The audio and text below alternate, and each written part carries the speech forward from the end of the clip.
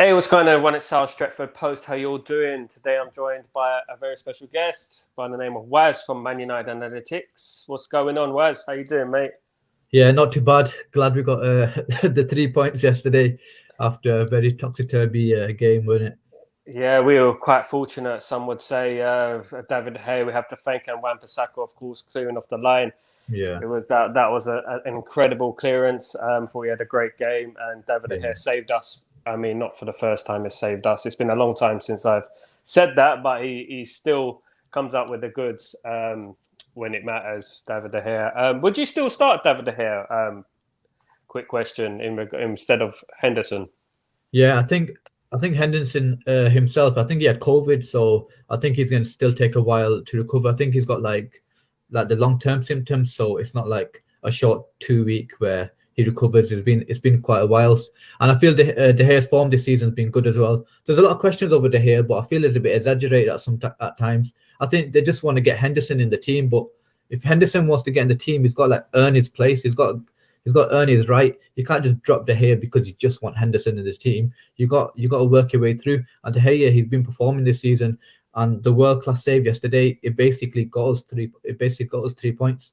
So I feel De Gea's at his best as well. I feel with like Varane and so on and Bruno Fernandes, they just have that like camaraderie together, don't they? You always see De Gea and Fernandes together, or that friendship that I feel it helps with like just the chemistry of the team as well. Yeah, I agree, 100%. And I think people have short memories in regards to De Gea. We all have, every player has their off periods, and But when at a big game, I would 9 times out of 10 pick David De Gea. I mean, They were talking about the penalty shootout. I mean, penalty shootouts are 50-50 in the Europa League final, 50-50 anyway. Anyone can lose a penalty shootout, and they're trying to justify Henderson. Henderson, for me, hasn't proven anything yet. I haven't seen him make a save like that. That save was absolutely phenomenal. I mean, I couldn't believe it. I turned away a goal. I thought it was a goal. That's it, Unbelievable save. In regards to Ole Gunnar Solskjaer, I mean, of course, his lineup, it always comes under scrutiny. Every time he picks his lineup, where myself included, we're disappointed. We have our favourites, and, he picks a team that he sees fit to win the match. How do you feel about his lineup going forward? I mean, obviously Fred in the middle in a pivot, CDM. I mean, It looked very shaky for a while. The first 10 minutes, I mean, we could have been 2-0 down. I mean, how do you feel about that? And what centre midfield partnership would you be choosing, in your opinion? Yeah, I feel we are a bit limited in that position because we've got Matic who's like coming towards the end of his career. We've got Fred. We know how Fred is. He's quite erratic. We saw at the beginning of the game, as you just mentioned correctly, where he nearly give where he had that bad touch and then he chases, I think it's Trincao back, and he nearly give the penalty away as well. You don't know if that could have been a penalty and a red card. You don't even know, and that would have been 10 minutes, and that pretty much could have been game done, because Wolves are very difficult to beat, especially because they play 5 at the back and you got the fans and the togetherness. It just makes it even more difficult.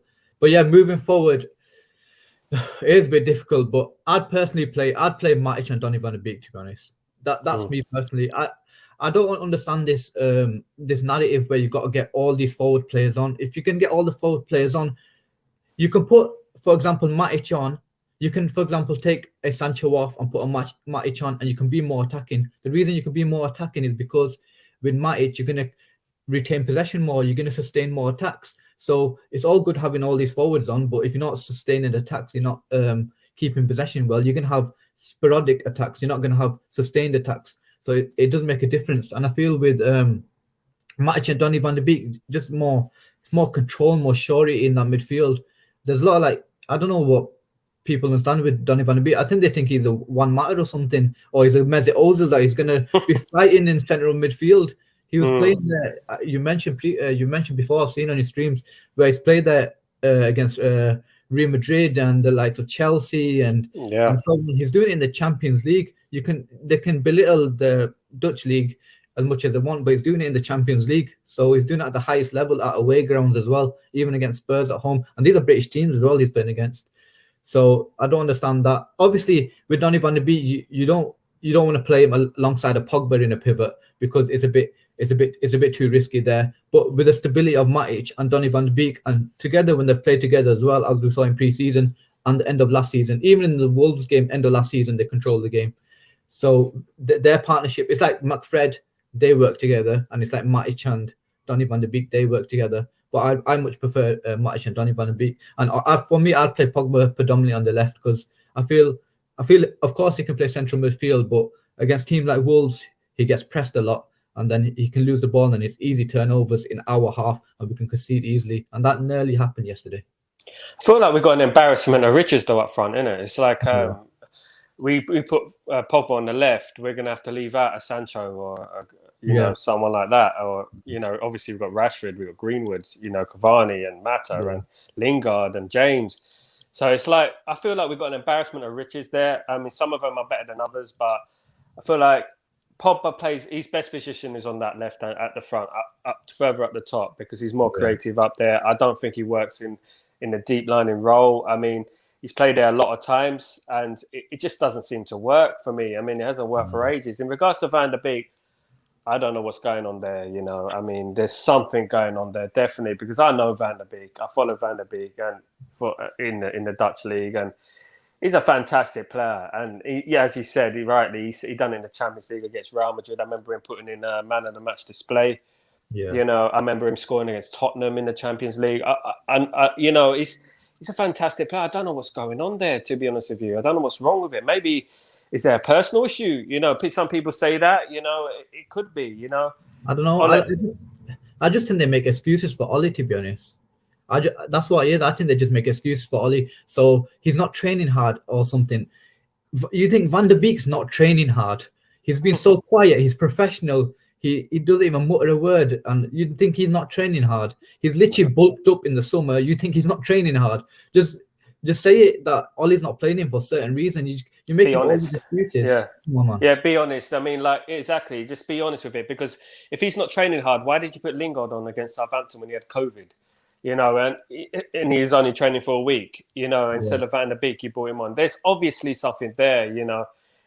I mean, I don't know I don't know Ole personally, but you know, maybe he has his favourites, and it comes across that way. He has his favourites, and people do make excuses for Ole. They're making far too many excuses for Ole, and let's not get twisted. We should have lost yesterday or drawn. We were very lucky. We won the game. We celebrate. We won. But if you look at the bigger picture, any other team would have put us to bed yesterday. You know, and I feel like, and I'm a bit cautious about, you know, the season coming in. I mean, obviously, Ronaldo is a saving grace. Obviously, you bring Ronaldo in, it's like, you know, I mean, I remember Ronaldo when he first came in, when he was playing for United. We were, I mean, the best Man United team, obviously, apart from the 99 or the class of 92 team. Fantastic. It's going to give the squad a boost. But in regards to Ronaldo, obviously, he's going to come in there. It's going to be a completely different dressing room than he had before. You know, there's not many, I mean, not to be rude, but not many winners in that team. And Ronaldo's going to walk into that dressing room, you know, the main man. What do you think is going to happen in regards to the setup and Solskjaer and the relationship between Ronaldo and Solskjaer? Because, I mean, it's all good now, but you know, Solskjaer, you know, his tactics are not great. I don't think, anyway. I think he's got his tactics, but he's not a PE teacher, as some people say, but he's got his own tactics, which don't work, you know, in regards to winning a championship or a major trophy. But what do you feel like, how do you feel Ronaldo would do in this lineup?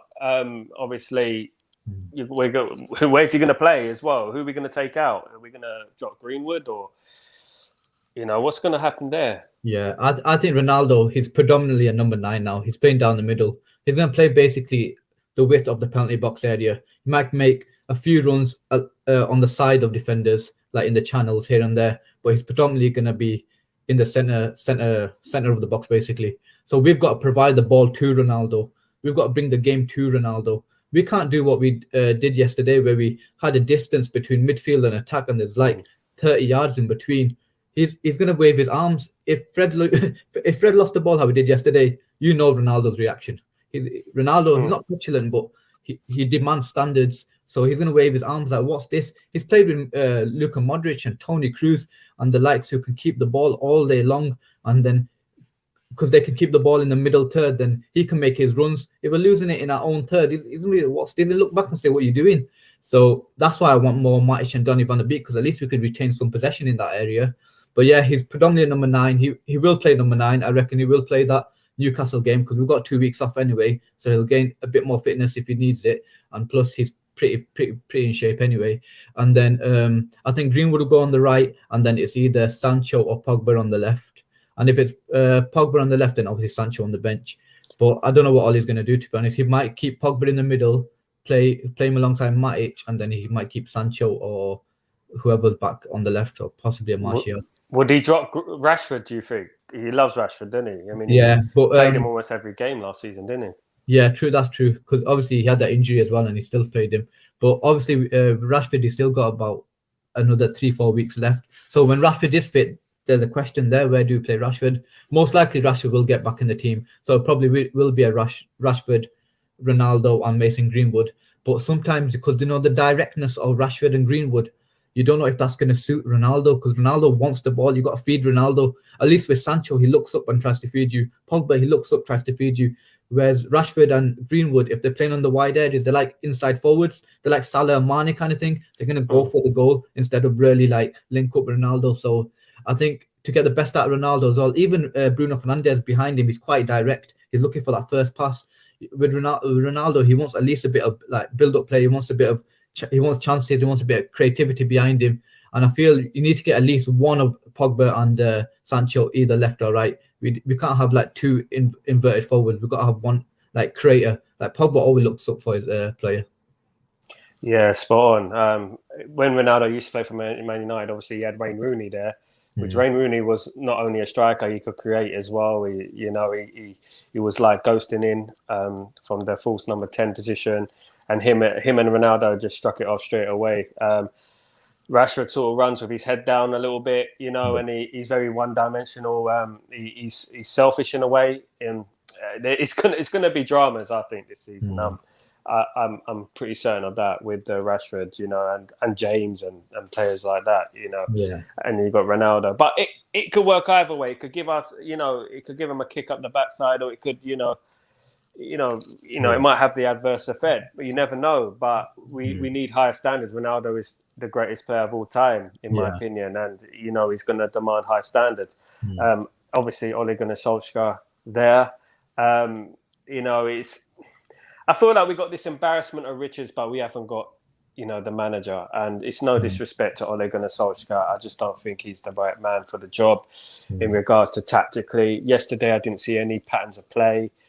I thought they were winging it, to be honest with you. It was just relying on individual brilliance and counter-attacking football. There was no tiki-taka, should I say, sort of style of play, like, one-touch football. It was just like, and when we get the ball, it's like, I just feel like, it's like having a fridge on their back or something. Like it's like there's a block there. It's like when Shaw gets the ball on the left, he stands there and he waits for something to happen. And then he's waiting for something to happen. And there's no like overlapping runs, no pace in the game, no freedom. And it's like, it's really forced, in my opinion. I don't know if what you think about that. And with Ronaldo, obviously he's going to be, demanding, a quicker style of play and more play to suit his game, So I'm not sure. It's interesting to see what's going to happen, with this team. I'm a bit cautious about it. In regards to Ronaldo, how do you think he can do this season? How many goals do you reckon he'll chip in with? And do you think he should take the captaincy? Because obviously a lot of people are criticising Maguire. I mean, I'm a fan of Maguire myself. I like Maguire. Yeah. As a captain, I don't know. I'm not too sure. I don't think he's vocal enough. But do you think he'll take the captain's armband off Maguire?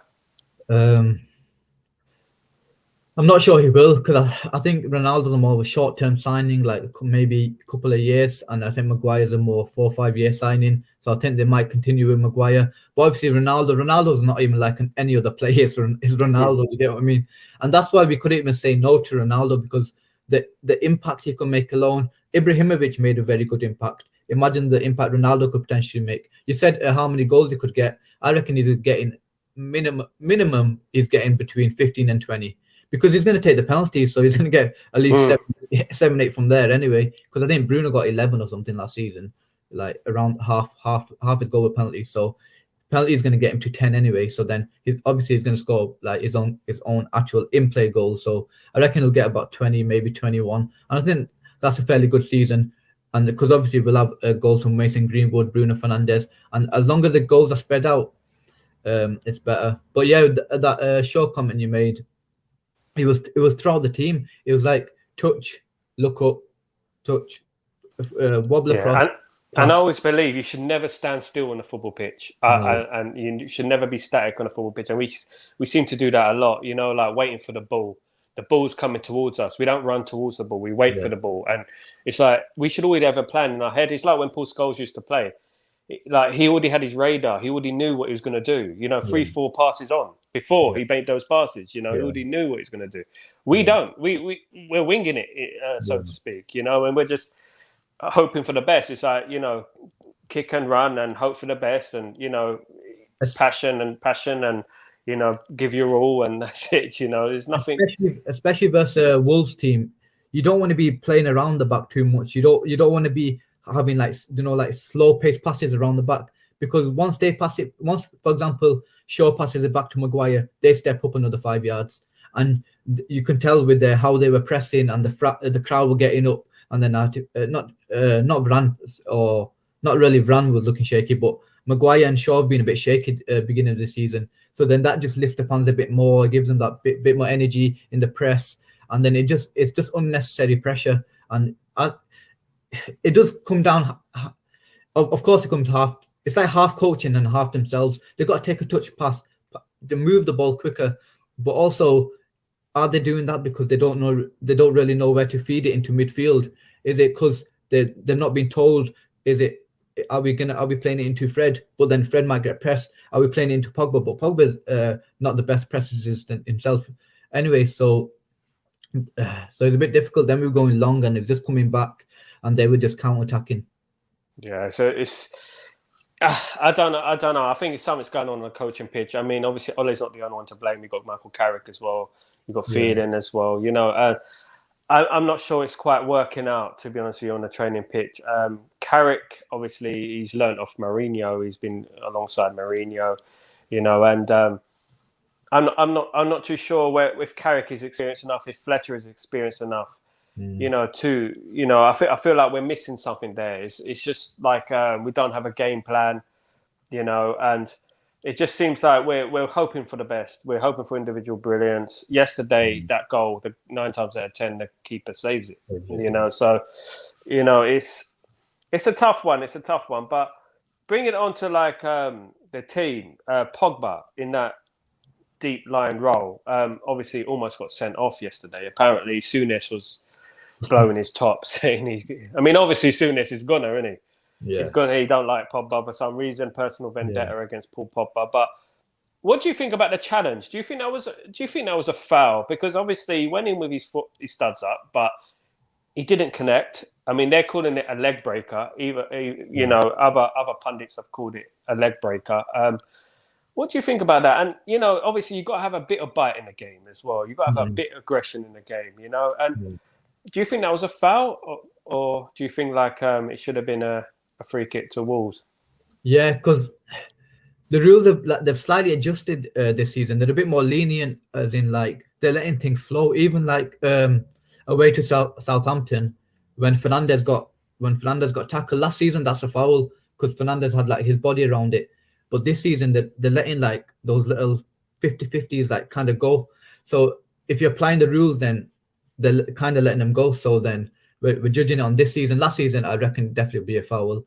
But it was a 50-50 challenge, so you can't. A 50-50 is it's not malicious. It's like you're both going for the ball. So someone's going to be a little short, so someone's going to take the nick. And Pogba didn't connect him like above his shin pad, or it was just like his top of his toe, like just like skid across. Because I think the thing is because he lost the ball. And when you're going back for the ball, it looks worse than it is because he lost the ball. So he quickly scampered to get the ball, and it looks worse than it actually is, you know. And I feel like people got to take it into context. The ball, you know, it's a physical game. We got to remember that, you know. And he was going for the ball. He wasn't trying to break the guy's leg, you know. So leg breaker is an exaggeration. You can say a foul, fair enough, and you can leave maybe potentially a yellow card because the studs were showing. But leg breaker, you're just exaggerating. It's just Souness embarrassing himself again. It's like you're a fully grown man. You've got grandchildren. Like, why are you embarrassing yourself on TV? Like, you've become a meme. Like, your kids. I know his kid. Not my mate, but like a group chat that I was in. His son used to go to like some university, and then he used to get mocked as well over his dad. And like, to get what I mean, like. You can imagine, innit? Can you imagine? Because everyone can see it's a personal vendetta against Pogba. Everyone knows. Yeah. He's never said one positive thing about Pogba. You know? And anyway, like, in regards to that Southampton game, that was a foul. He didn't go for the ball. You know, why didn't they make a big song and dance about that one last week? You know, because that was a foul. And then I'm seeing pundits going, oh, it wasn't a foul in my book. Alan Shearer, it wasn't a foul. Ian Wright, it wasn't a foul. Yeah. The guy didn't go for the ball, so you can just run into someone, barge them in the back, win back the ball, you know. And this is the thing, you know, it's that anti-United thing again, you know. And obviously this Pogba slander from Souness it's become funny, really. It's a joke. It's funny because you know the next word that's going to come out of his mouth is nothing positive about Pogba, no matter what. You know, he could win the Ballon d'Or, he could score 30 goals a season. He won't like Pogba, so. Yeah. It's one.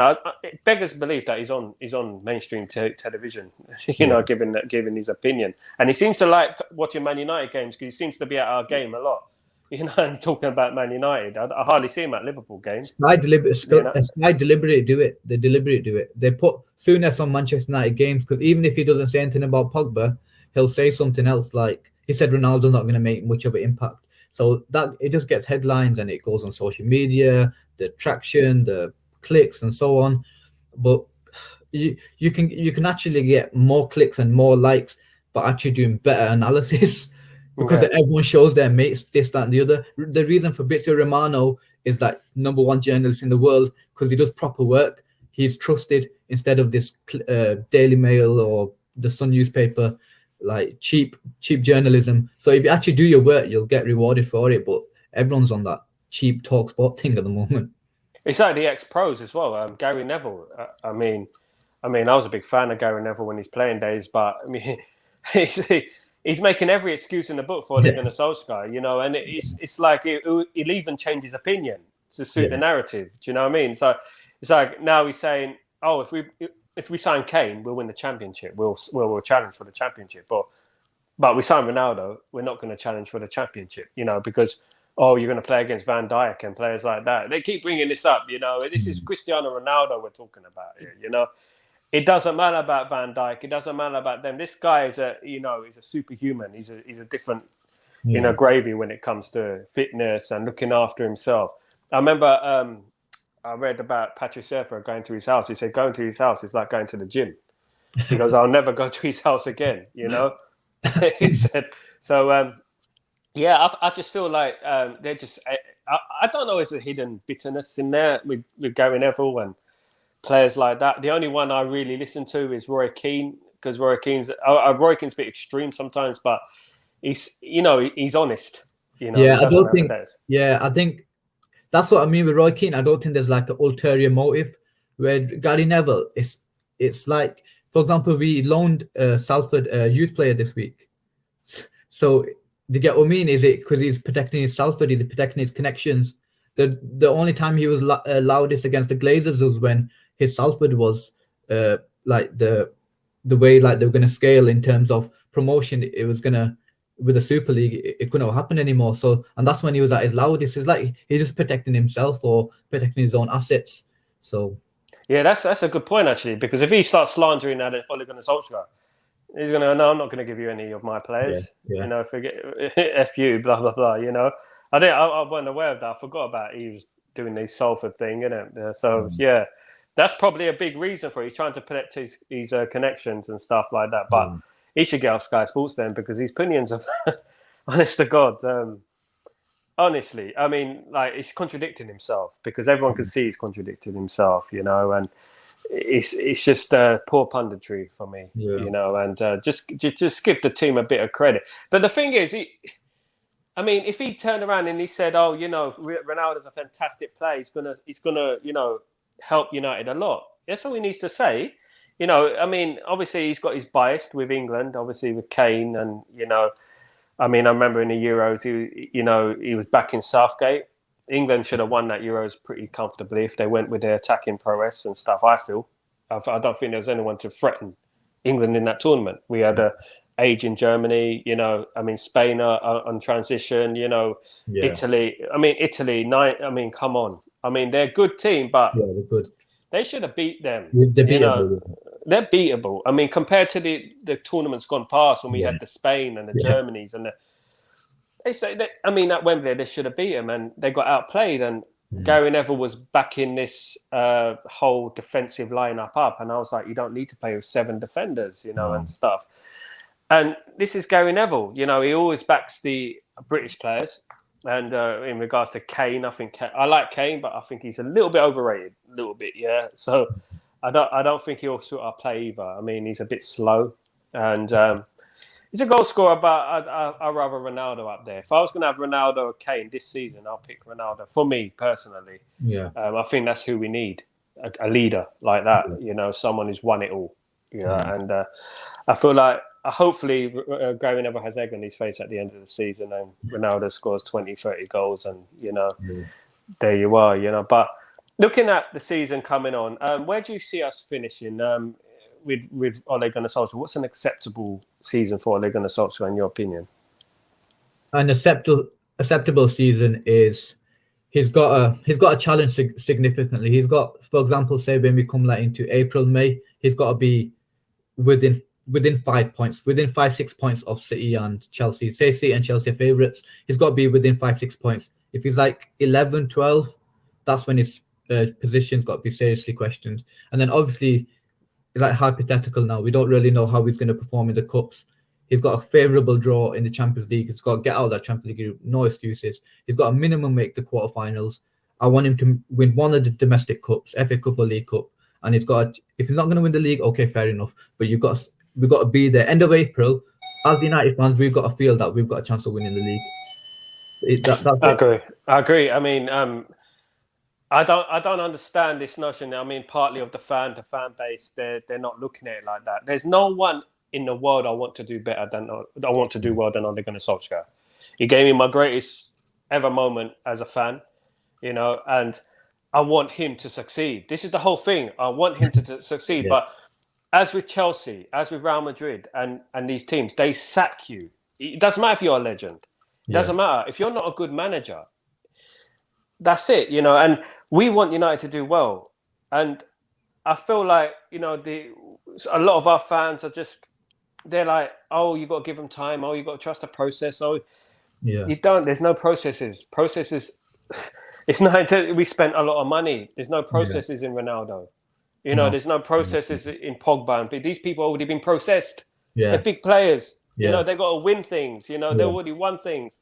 You know, and we got to win things. You got to get the most out of that team because I know if a Tuchel came in, if a Conte came in, if an Allegri came in, if a Klopp came in, they will do a lot better with this set of players. They'll win things, I think. And they'll win things even with this set of players, even without Ronaldo. And there'll be more pressure to win things as well. People expect Pep to win. They expect Klopp to win. With Ole, it's like they're giving him every excuse in the book. I'm the same. I want him to do well as well. The reason I didn't want him sacked last season because I didn't believe he deserved to be sacked. If you finish second in the league, you don't really deserve to be sacked, do you?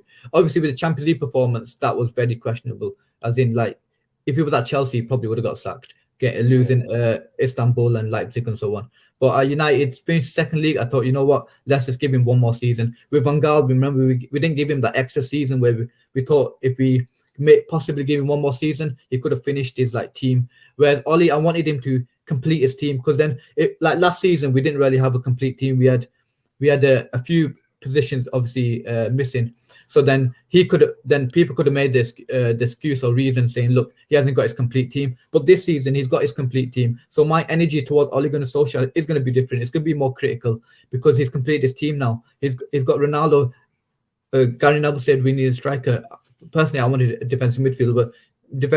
But say we've got our striker now. We've got Ronaldo. We've got the greatest of all time. We've filled in a problem position at right wing. We've got Jadon Sancho, the best creator at his age group across Europe.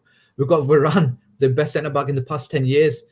Like, you can't have a perfect 11. The perfect 11 is, for example, swapping Neves for Fred, and then we've got the perfect 11. But no team's got the perfect 11. City've got Zinchenko at left back. They've not even got Mendy anymore. They've got no striker. They've got no like clear striker. That's what they were after Harry Kane and after Ronaldo. There's other teams that have one or two positions that are not perfect. That's football. Like, you can't have this perfect 11. No such thing as a perfect 11. We've got top class players: Bruno Fernandes, Paul Pogba, Harry Maguire, Rafael Varane, Ronaldo, Jadon Sancho, Mason Greenwood, like Marcus Rashford. Like, you got to deliver with these players. So this season we've got to deliver. Last season I give him a bit of leeway because I wanted him to get his Sancho, I wanted him to get his Varane. But this season there's no leeway. Or if we get like unlucky, for example, in a cup game, they score a last minute goal because we handballed it by accident. Okay, that's fair enough. Like, that's just a awkward like situation. But as a general like default position, we've got a challenge on all fronts. We've got a squad to challenge on all fronts. We've got two teams. We got three teams, I think, and it's very hard to criticize Ole Gunnar Solskjaer now because you get scrutinized, you get abused, whatever you get, it's ridiculous because of this nostalgia of Ole Gunnar Solskjaer. I don't hate Ole Gunnar Solskjaer. It's just, as you said rightly, this team, any elite manager in the world would win a league, would challenge for a league in this year. As you said, like, if we're 2-3 points, like we used to be, when we lost the league, it was close. That next season we're going to get you. You had that feeling. Even if we lost the league, you said, we're 1 point, we're going to get you next time. I think we've lost the league on goal difference as well, I think, or something like that. Yeah, so there you go. So that the next season we're going to get them. We challenged. That's the difference. And they're bringing up the history of Sir Alex Ferguson. They're bringing up, it took him time to win the league and took him time to win a major trophy. And, different eras. But that guy, he completely dismantled the monopoly of Rangers and Celtic and won the league with Aberdeen and won a European trophy with Aberdeen. This guy is a genius. He's a freak of nature. Sir Alex Ferguson. He win a league. He'll smash Arsenal 4-0. We're playing Fabio and Raphael in midfield. In the FA Cup. He'll do things like that. This guy he's a freak of nature. You can't compare him to Ole Gunnar Solskjaer. Ole Gunnar Solskjaer, what his CV is, great player, good player. I mean, I don't agree with this. He stuck a leg out in the final. No, he was a fantastic player. He's a goal scorer, and without him, we wouldn't have won a treble. And that's as simple as that. Throughout the season, the Liverpool goal he scored, etc. And the thing is like in regards to management, you can say like, he only managed Cardiff. But if you ask Cardiff fans, Cardiff will say they played their worst football in the history they've ever played. And that says something because they brought in Russell Slade and they suddenly started going up the league, Cardiff. And you can have all the players you want. I mean, if you're a good manager, you do good at every team you go to. Or better, their expectations go above their expectations. I just feel like we're right at the beginning. He was the right appointment for me because it gave the club a boost, and vibes FC, and he started getting results and stuff. But when you started to see him, I felt like we offered him a contract too early. Way too early. I mean, because that's when it started going downhill. He got his contract. And that was it, because the vibes started to disappear after that, in my opinion. And I thought, give him to the end of the season. That's it. Bring someone in who's capable to bring us onto the next level. And all this attraction, like Ole Gunnar Solskjaer, he got no, he's got no attraction and blah blah blah. Ronaldo signed for United because of Ole Gunnar Solskjaer. It's not because of Ole Gunnar Solskjaer. It's because of Man United. I mean, Ronaldo has a love affair with Man United. He loves Man United. And I think a lot of it to do with it is because of Sir Alex Ferguson coming back to the club.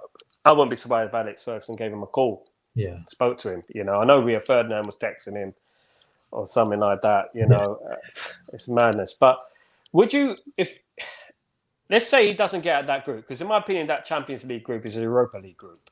Yeah, we're very lucky again. I mean, I turned after the Istanbul Başakşehir game, I turned.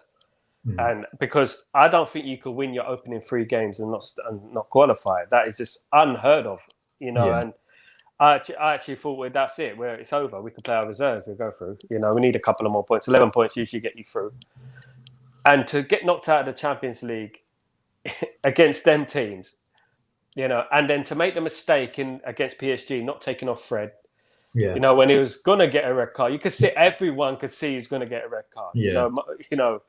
Stevie Wonder could see he's going to get a bloody red card, you know. And it was, you know, I felt after that, you know, we should have got rid of him. I mean, as you rightly say, he got second place, so you know, we can give him a bye sort of thing. But there, you should see the signs. He's not a good manager. He's not a good in-game management. The Europa League confirmed that for me. And you know, it's like, how many confirmations do we need before we're gonna, you know, fire him in one way? But it's a sad situation. But I just don't think he's got it. I hope he proves me wrong, and that's what it's all about. I hope he proves me wrong. You know, I don't mind. You know, if he wins a league, I don't mind being proven wrong, because that's what I want. You know what I mean? But we have to be critical. To be critical, you have to. That's the only way you're going to improve. We have to be. If you're going to be like a top red and you're going to, you know, celebrate every single thing, every single moment, even when we lose 5-0, and blah, that's great. We're not going to get anywhere like that. Ask Real Madrid what they'll do if they lost 4-0 to Everton. You know, ask Bayern Munich what they're going to do. You know, even AC Milan and stuff. And I go to Italy. I spend a lot of my time in Italy, and I speak to fans and of other clubs, and they go, "What's happened to Man United? What's happened to Man United? My goodness, what a decline! Who's this manager? Who's this clown?" They're like this, you know, like, and it's a bit banter, really, you know. And if Ole Gunnar Solskjaer doesn't do well this season and he does lose his job, who do you think could take us forward, in your opinion? I liked Nagelsmann originally, but I think he's going to do well at Bayern Munich now, so there's no chance. So, who would you bring in your opinion?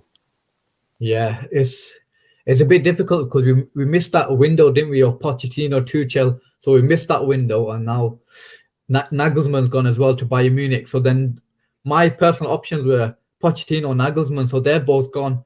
So it's a bit difficult. Then you think, should we get someone like a Conte? But then you want to, because our current squad, you want to match the manager with the squad. For example, you don't want Jadon Sancho, Paul Pogba, and then bring in Jose Mourinho. Like, they're not Jose Mourinho players. You want someone that can like continue the philosophy but enhance it. For example, when Lampard got Chelsea to a decent level, did an okay job, and then Tuchel just brought levels. He just brought levels to it. So we need to that's what I mean. We can carry on the process with whatever they want to call it after Oli, because all the players are here. He's built the foundation blocks. We don't bricks, whatever. We don't need to knock them all down. We just add to it. That's all Tuchel did. Added to it with more class and his own, obviously, level of management. You can tell as well. I mean, that Liverpool game, I mean, most managers would crumble, you know. He held firm in that Liverpool game, you know, drew the game, you know, did really well. That shows management.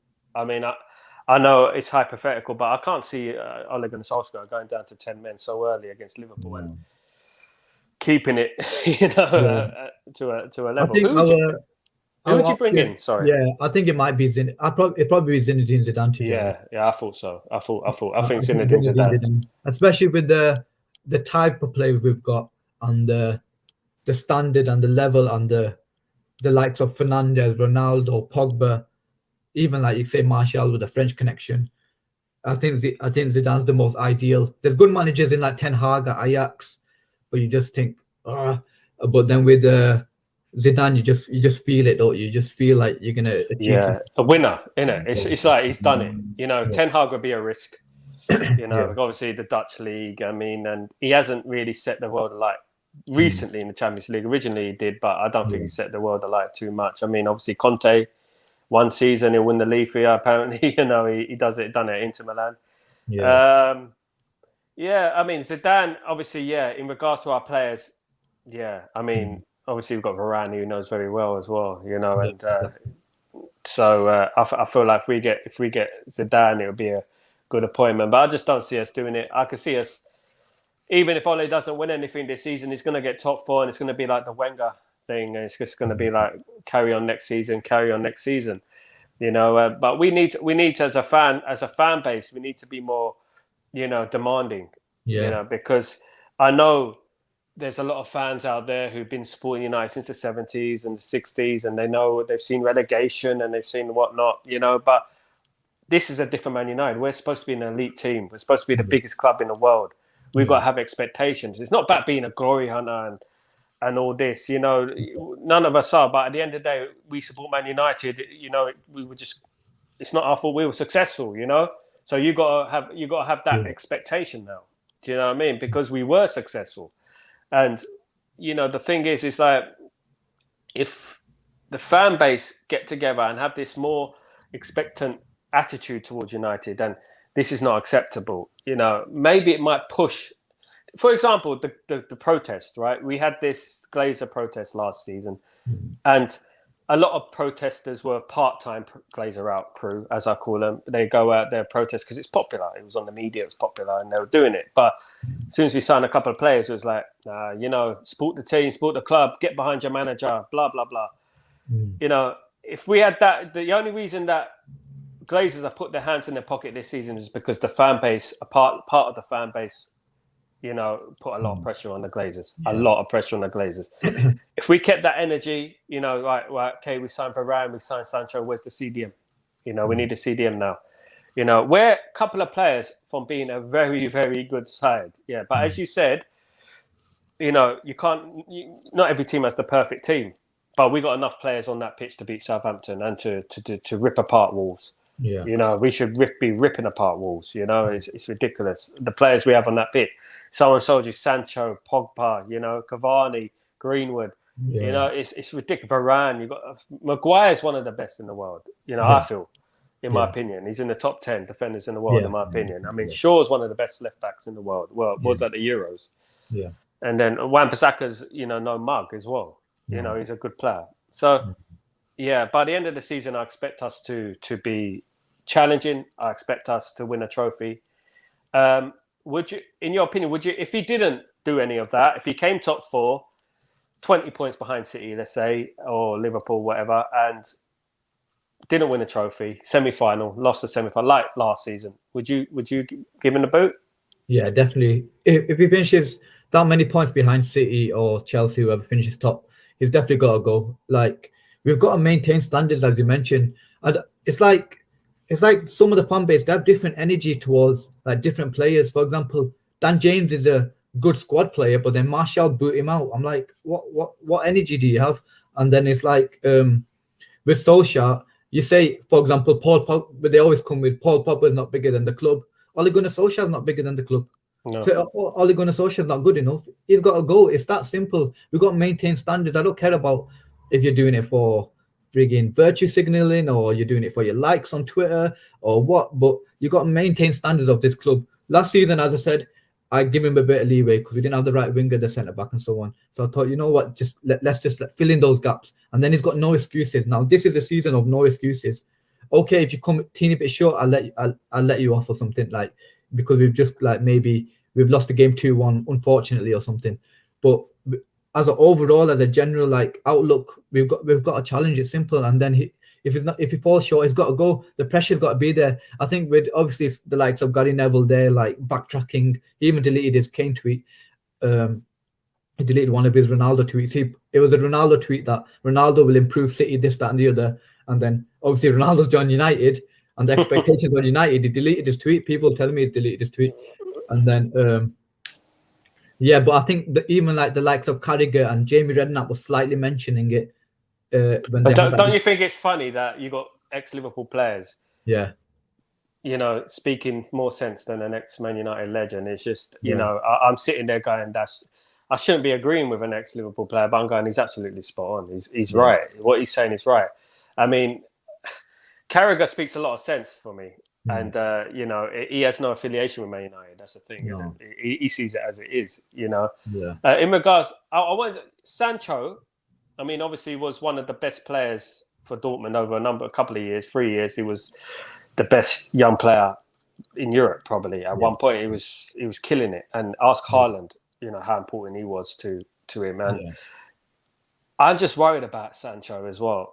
I don't know why. Maybe it's a bit early, but under the stewardship of Ole Gunnar Solskjaer, is, you know, I don't want him, you know, dropping his confidence level, you know, and stuff like that. I mean, I've seen what's happened to Van der Beek, and, you know, I just felt like he looked a little bit lost out there yesterday, you know, and I think that's a tactical thing. I feel like this. It's tactical. Yeah, he's like, get the ball on the wing, you know, cross the ball to Cavani or to Greenwood, or, you know, it's just that if you watch, Dortmund are very tactical, so, you know, it's a completely different game. But I'm going to give him a few games. I mean, I just don't want him dropping Sancho next game, you know, because I know it's going to take him time to settle in. But, you know, I don't want him being like Van der Beek, you know, for goodness sake. Because look at Pogba. Pogba at Juventus, Pogba for France is, you know, it's night and day compared to at Man United, you know. So I just don't want him going declining and stuff like that. And the fan base need to look at these little small details, you know, and who's improving at our club. What player is getting better at our club? I mean, people argue Shaw, but I would argue Shaw was better under Van Gaal before his injury. I would argue Shaw was one of the best left backs in the world under Van Gaal, you know. And people forget Van Gaal had Tyler Blackett, Bothwick Jackson, and Paddy McNair, and won an FA Cup, you know, and also purchased Martial as well out of nowhere, you know. So I just feel like, you know, we need to be real with ourselves. Yes, he's a legend, and as you said, energies, you know, no one's bigger than the club. We've lost big players in the past, Jaap Stam, David Beckham, innit? So no one's bigger than the club, and that includes the manager. And you're absolutely right. And if he doesn't win anything this season, let's hope he does. Let's hope we all have egg on our face and he wins a couple of trophies, and, you know, that's it. You know, people think it's a personal vendetta, it's an agenda when negative, where, you know, it's not, you know. You can't criticize anyone these days. It's like, it's ridiculous, you know. We're doing it for the good of the club. And if you're not criticizing, the Glazers are just going to sit there comfortably, top four, that's it, you know. Top four, that's it. We want to sign Varane and Sancho if it wasn't for the pressure on the Glazers. And I say that confidently, because I know, even with this Ronaldo thing, I honestly think that they saw the backlash from the Man United fans. I feel like they did. And I feel like Ronaldo wanted United all along, but there was no bid. And I feel like we made the bid because of the pressure from the fans. And I don't know what you think about that, but I feel like it's because of the fan base, you know, the backlash going to Man City and blah, blah, blah, the pressure on the Glazers. They quickly say, let's make a bid for this guy. You know what I mean? And that's what I believe, you know. We've got to keep the same energy, as you said, again, you know. And the transfer deadline, bringing it on to another subject, the transfer deadline is upon us. Do you think we'll make any more signings in there? And if so, who would you bring in? You said Neves in the centre midfield. Is there anyone else you would bring in if Neves is not an option? I was looking at Neves and Basuma, because I'm not even with Neves and Basuma, I'm not even talking about the top of the game. The reason I'm mentioning them, I'm trying to give you good options for value for money at a reasonable price. I'm not doing your work for you. Do you get what I mean? Like, but then we don't even go for them. Like, if you put a Neves or Basuma in that team, it pretty much transforms the team. It facilitates for other players. Like, for example, when you mentioned Sancho like a minute ago, the reason I rewatched the game last night at midnight, the full entire game. I was watching a bit. I was like closely a bit more watching Sancho, just seeing what's going on. And then our attacks, they were very direct. They were either into Pogba, a ball over the top, or into Fernandes, and Fernandes, he just turns and tries to like curl one over the top, or he tries to play one through immediately. So we're basically getting attack to defense at times in like 2 passes. But with Sancho, he's similar to Donny van der Beek. That's what they're both. It's going to take him time to adapt, or they might struggle in the system, because Sancho, the midfield and so on, it'll be across the halfway line. So now he can interchange with his midfielders. He can play it, can give a 1-2, he can make it another run. Now he's got, for example, at Dortmund, he had Guerrero on the overlap. He plays it to Guerrero. He had a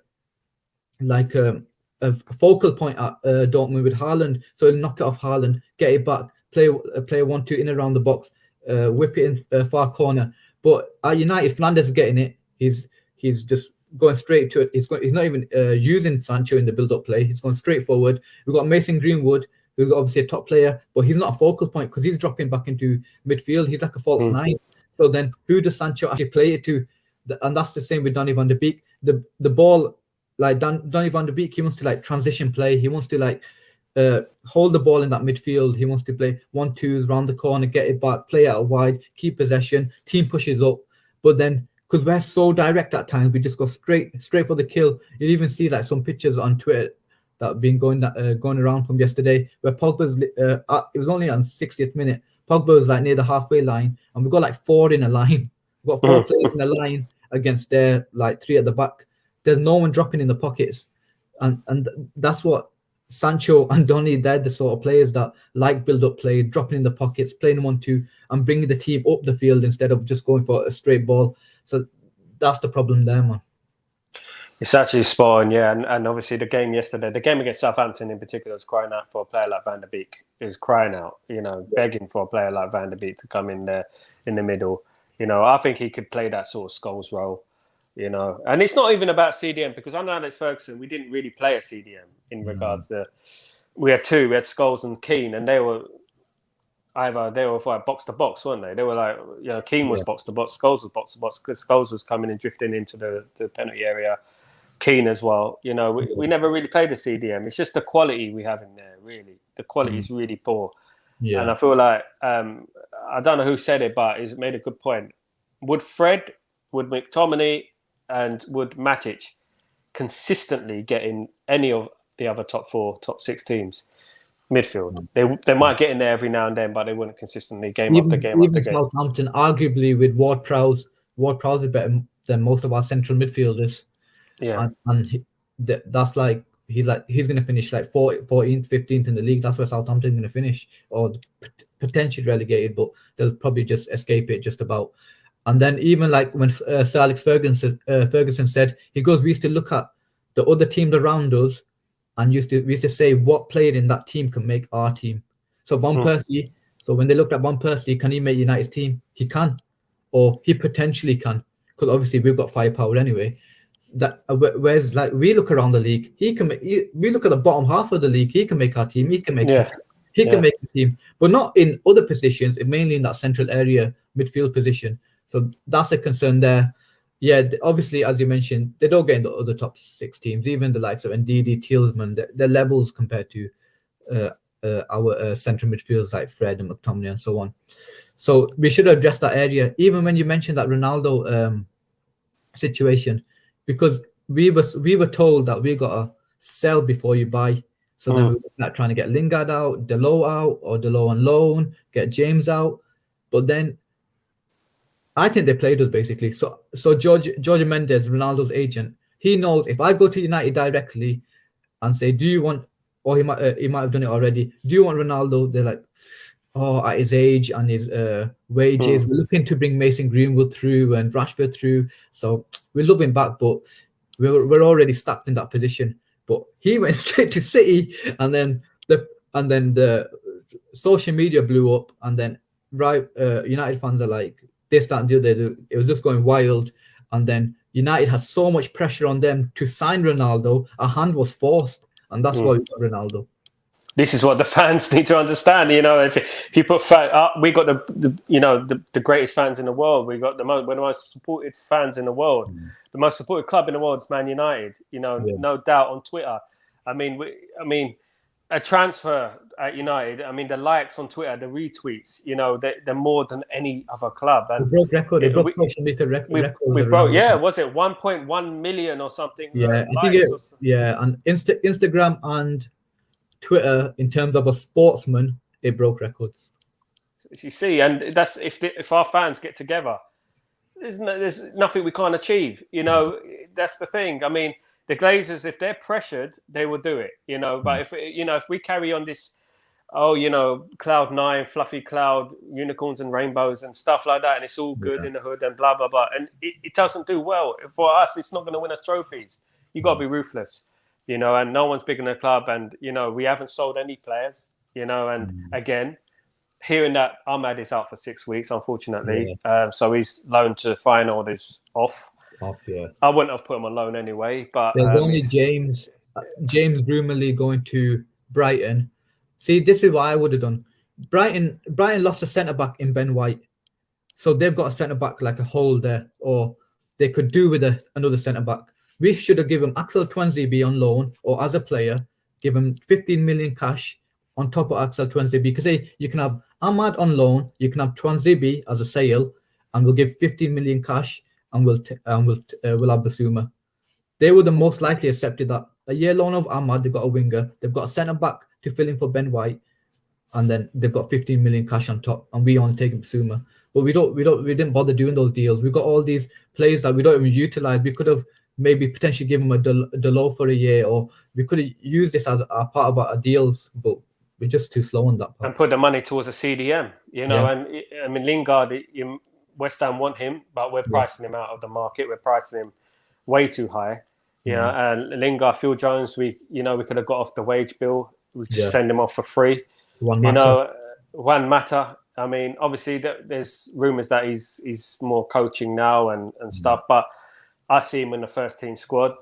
And Daniel James is obvious.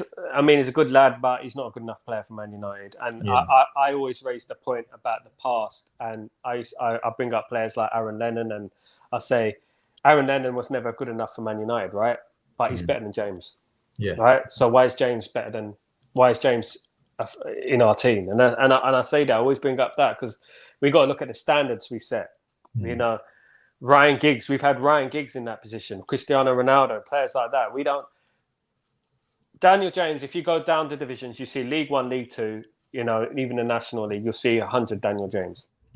And that's just, in my opinion, kick and run, head down, run. That's it, But hopefully we'll get rid of some of those players. We've got a few more days. Well, we've got 1 day to the transfer ends, and we could start moving forward, because at the moment we're standing still.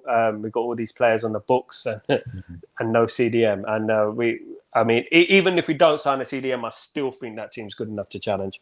I think we've spent enough money. We've got enough experience in that squad to challenge. As you said, City's got Shevchenko. City ain't really got a striker either. They ain't got someone. They got more like out and out strikers, like obviously Grealish and Sterling and all those, Bernardo Silvas, and I just feel like we got to challenge this season. No excuses now. And if I don't end the season thinking, wow, that was a hell of a season, we're unlucky, or we're successful, next season we're going to improve. If I don't see an improvement, then if I see the same thing, because that feeling last season after Europa League, I don't want to have that feeling where I don't you don't enjoy watching Man United. You don't enjoy it. I didn't enjoy it. I thought, this is Villarreal. I know Villarreal, decent outfit. All right, they won it against Atletico Madrid last night away, and they're not that bad on their day. But tactically, in-game management, we should have won that game. Their first final, we should have swept them aside. We had the quality, and I think that, along with the Champions League game last season, really put me off Ole Gunnar Solskjaer. And don't get me wrong, I was there celebrating when we got Ole Gunnar Solskjaer. It was a huge boost when he signed for the club as a manager, and I was there singing songs and stuff. But you got to be realistic, as the season goes on. There's many times that Burnley game, before we signed Fernandes, he could have went, and there's many times in the season I thought, like, many times the last couple of years, 2-3 years, I feel like he should have gone. The Champions League should have gone. Any other club, elite club in world football, he would have gone after that. So. But let's see. Fingers crossed. We'll do something this season, and we'll come back, and we'll be happy, and Solskjaer will be successful. And that's all I want. I want a successful Man United. That's all I want. Yeah. I want us to win the league. I'm fed up with us being the banter. I'm fed up with going to, I remember when I used to go abroad and stuff, I used to see Man United shirts everywhere. I see Man City now. Yeah. I see Man City on stools. I don't see Man United, and it's disheartening. It's the next generation. Next generation. See you're taking that next generation. Even like, because I work in schools here and there. So I even sometimes ask the kids, who do you support? The City. I'm like, what are you supporting City for? Well, exactly. My school, if you support a City, you stand out because there's only one of you. Whereas everyone supported United when I was in high school. And now the next generation, City are taking them, and you don't want City to take the next generation because that's how it works. It works generationally. We don't want to fall behind. We want. And this is the thing with the fan base. This is the thing with the fan base. A lot of them haven't seen us or were at an age they can remember us winning trophies and leagues. And this is the thing. And they feel like, oh, this is the best I've seen it, so it's got to be good. But it's not. We've seen bigger and better things. And my missus is a teacher as well. She says that, Man City, Chelsea, Liverpool, Man United are going down and down and down, and it's worrying, to be honest with you. And they need to look at this, because Man City. I mean, you wouldn't see a Man City apart unless you went to Manchester. Yeah. You wouldn't see a Man City top. Now you're seeing Man City tops in London. You're seeing Man City tops in America. Everywhere you go, and it's disheartening for me. And we need to look at this, and it needs to be a kick up the backside for us, because we're the team in Manchester, not Manchester City. So, but Waz, thanks for joining me, mate. It's been a fantastic show. We raised some good issues there, some good points, and tell us where we could follow you and anything you have coming up. Yeah, thanks, man, for having me on. I enjoyed it. A lot of important points were made there, especially about putting pressure on the manager. Not even putting pressure on the manager, just having standards, maintaining the Manchester United standards.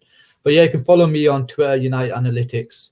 I delve a bit deeper in analysis, and the average fan might like it because I break things down and so on.